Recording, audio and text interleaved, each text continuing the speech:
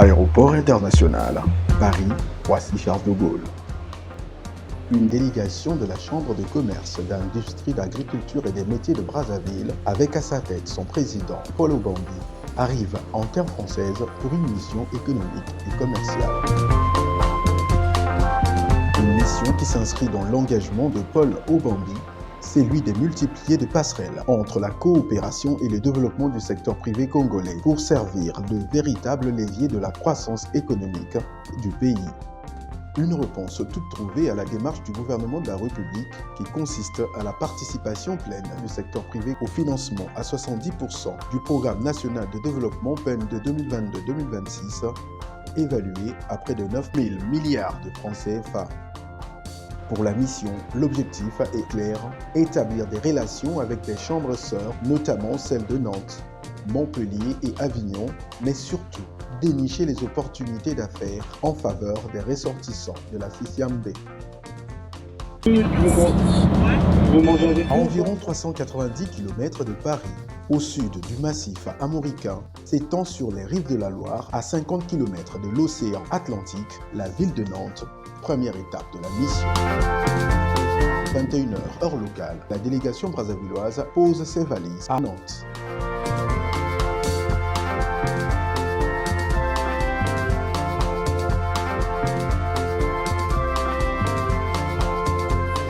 Rejoint une heure plus tard, soit à 22h, heure locale, par Paul Obambi. Ça va. C'est l'enfer, hein? Vous êtes habitués, là. Un temps de retrouvailles, puis suivi par celui d'un repas pour se donner la force pour le long agenda qui les attend le lendemain. Tout commence en ce lundi 11 juillet, tôt dans la matinée, avec un échange entre la délégation de Paul Obambi et son homologue de la Chambre de commerce et d'industrie de Nantes, Stéphane Drodinski. Merci à la délégation congolaise d'être venue nous voir. L'idée, c'est de pouvoir travailler dans le temps au développement de relations dans la durée, de pouvoir maintenant travailler à un projet concret, parce que l'idée, ça va être effectivement qu'on puisse se mettre autour d'une table et travailler sur un projet le plus concret possible, aller chercher les financements et engager un projet de coopération. Au siège de la CCI de Nantes, où elle va se rendre tout de suite après la rencontre avec son directeur général, la délégation de la CCMB a rendez-vous avec deux grands chefs d'entreprise. Mais bien avant, une présentation des lieux est organisée pour les visiteurs. Du réseau des World Trade Center, il y en a 100 dans le monde. Donc bon, évidemment tout le monde connaît New York. Et ici c'est une antenne du WTC. Enfin, c'est comme ça.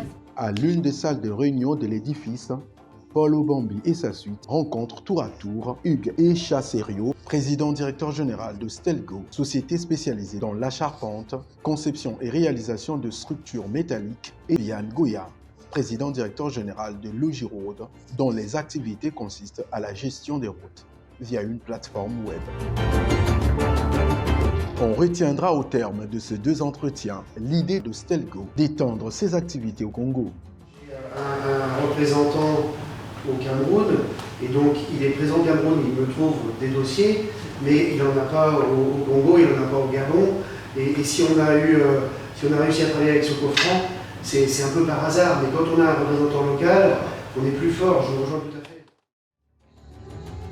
Du côté de Logiroad, qui propose des solutions permettant d'avoir une vision plus claire du patrimoine routier sur la base des applications mobiles et simples d'utilisation, l'intérêt pour les deux parties de capitaliser cette expertise pour la gestion du patrimoine routier et du trafic urbain au Congo.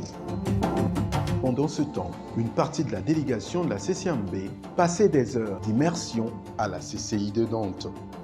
La CCI de Nantes-Saint-Nazaire est expérimentée à l'international. Nous avons donc des équipes qui sont mobilisées à l'international sur ces sujets. C'est une expérience africaine, parce qu'on a déjà mené des projets de coopération consulaire avec Pointe-Noire, avec Djibouti.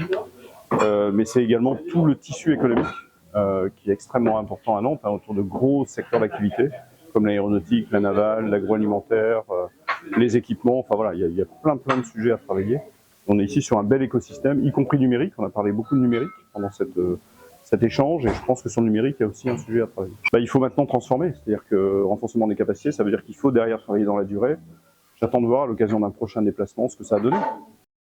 Il s'ensuivra dès 16 heures d'immersion d'une visite guidée à l'école des designs appartenant à la CCI de Nantes. Ici, les apprenants ont droit à une formation initiale et continue aux frontières de la création, de la stratégie et du management.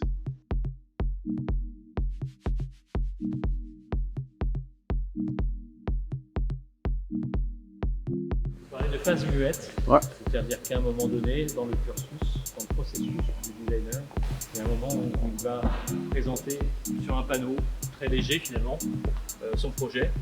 Donc là, on a une étudiante qui a imaginé qu'elle pouvait récupérer les eaux de lavage des toupies à béton. Vous voyez, des toupies à béton. Dès lors qu'il y a une cuve qui mélange du béton, à un moment donné, il faut la laver, la rincer.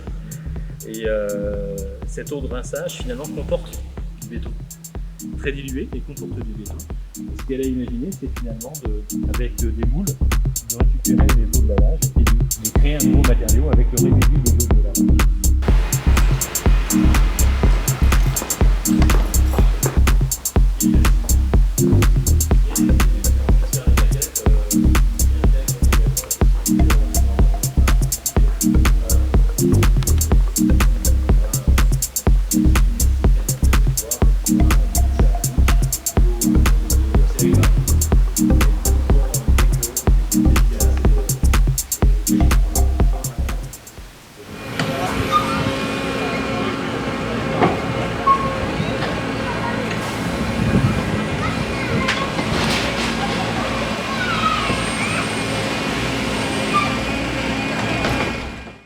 Après cette visite, et celle parallèlement effectuée aux installations de la société Lubercel, située à quelques kilomètres du centre-ville de Nantes, un repas d'au revoir organisé en fin d'après-midi entre quelques dirigeants de la CCI de Nantes et la délégation conduite par Paul Obambi a marqué le clou d'une journée bien remplie.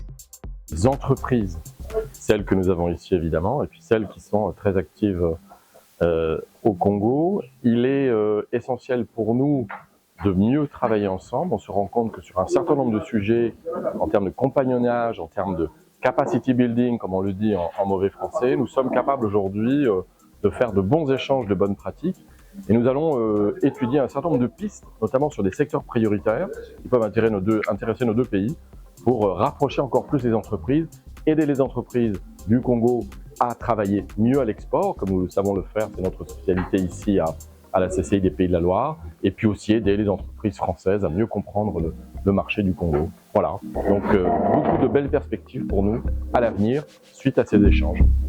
C'est finalement avec un sentiment du devoir accompli pour les deux parties que la délégation de la CCIAMB va quitter Nantes, direction Montpellier.